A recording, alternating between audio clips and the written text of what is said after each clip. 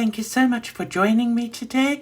This is Liz Wright from Liz at Home, and I'm so excited that you're here with me today. If you're new here, welcome, and if you're a returning visitor, thank you so much for joining me.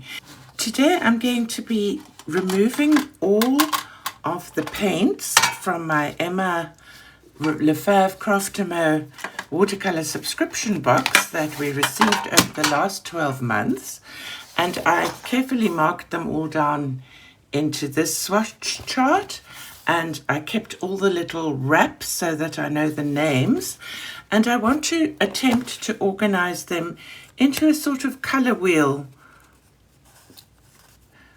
way. So I will be going this way backwards around the color wheel, sort of from yellows all the way through to greens and then browns, grays and neutrals.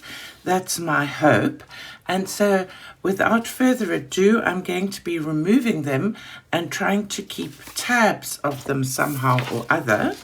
And then I have a rough swatch chart here that I'm going to sort of write them down and see if I like what I've done.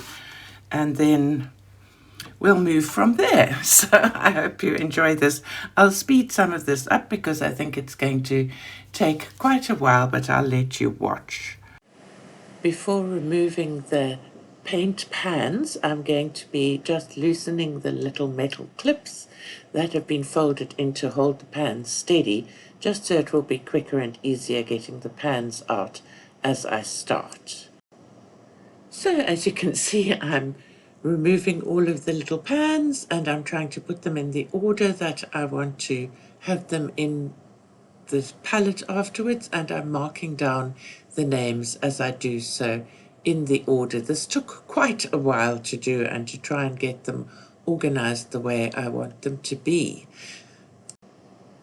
I'm really pleased that I swatched all the paints as they came in, because I referred to that swatch chart a lot to try and get the colors in the order that I think will work for me. So now after a while, I finally got to where I want to be, and I'm looking at the neutrals, and there's some changes I want to make. Like for instance, this terracotta, I've decided I want to add it into where the oranges are. So I'm pleased that I did everything in pencil and that I can then go and create a swatch chart to finish up with. Okay, well, I've finished sorting them and I've washed out my palette, dried it, and I wanted to show you what I've done inside is I've put 2 strips of it's sticky magnetic tape. It's got like a sticky side underneath, just to put this in so that it doesn't go jiggle, jiggle, jiggle all the time, which I find really irritating. So that's just something that I've done, which you don't have to do, but I thought I'd show you in case the jiggling also irritated you. There we go.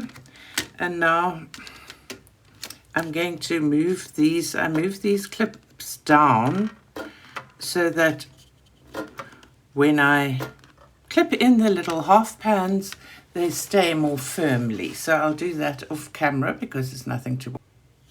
There we are. Now they're all ready. I've also created a little swatch chart of all the colors, and I've typed them in the order that I want.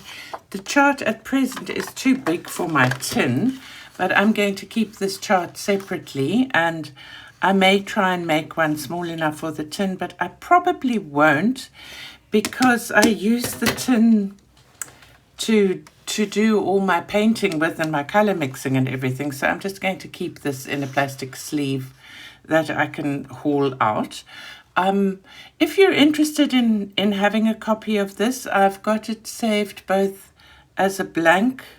No, I haven't. I've only got it with the colors as they are. So if you're interested and you like the way I've set the colors up, I'm not sure if this is how I want them or not. But if you'd like a copy of this, then let me know, and I can make one available for you for free in my coffee shop, a downloadable thing for you to print. All right, so I'm going to pop them in. I'll show you how. I'm going to start here, and I push that down, and then I push it in quite hard on the fingers, but it stops them jiggling all the time. I think I might have put that one too far down. And I'm going to do this off camera because it's again nothing to watch. Well, here we are. I think that they look quite nice like this. Before I swatch them, I want to clean up some of the ones that are looking a little bit messy because I went and I didn't rinse my brush. I'm usually actually, I don't like getting the paints mixed up with each other, but sometimes when I'm filming, it's really awkward to spend all the time getting your paints really clean. So I just want to, just basically wetting them and painting some of the mixed color off. It's mostly these pale colors that have got that kind of dirtiness, and this one on the edge of, whoopsie, I didn't rinse my brush properly. Just want to get rid of that there on the edge of that thing. Try to get that clean.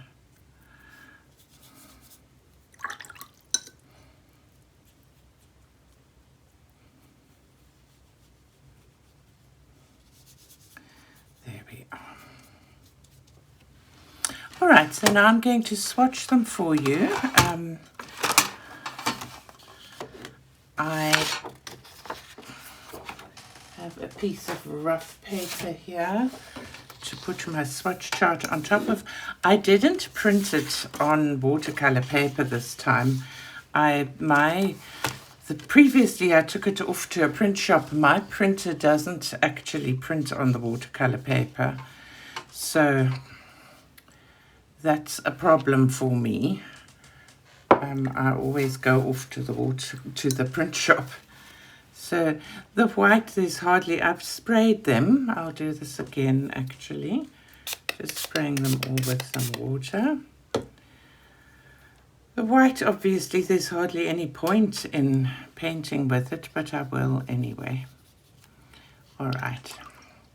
And I'm not going to talk, I'll just keep going. There is something I want to mention as I reach the end of this row.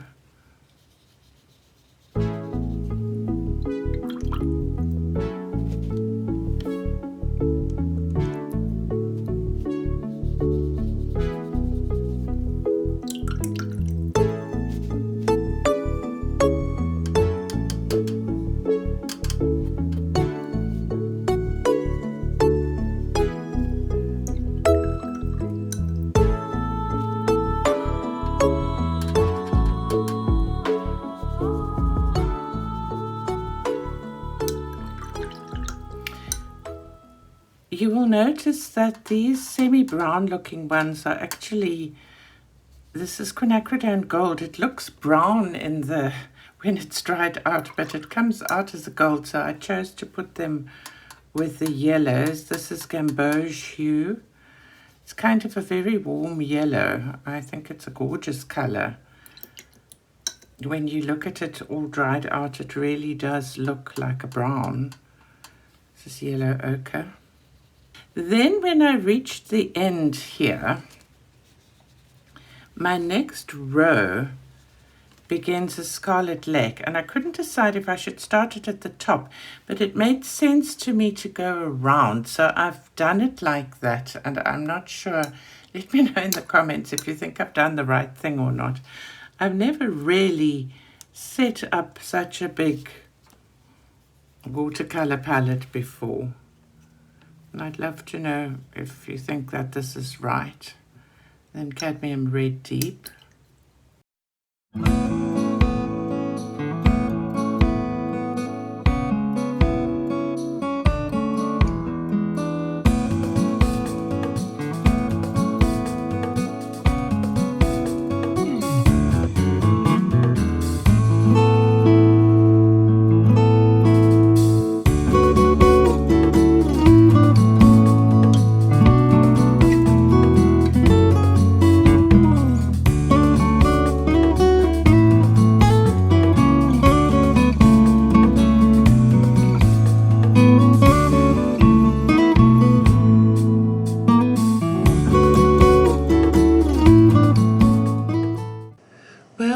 so happily painting and swatching away that I didn't notice that half of it had been off screen.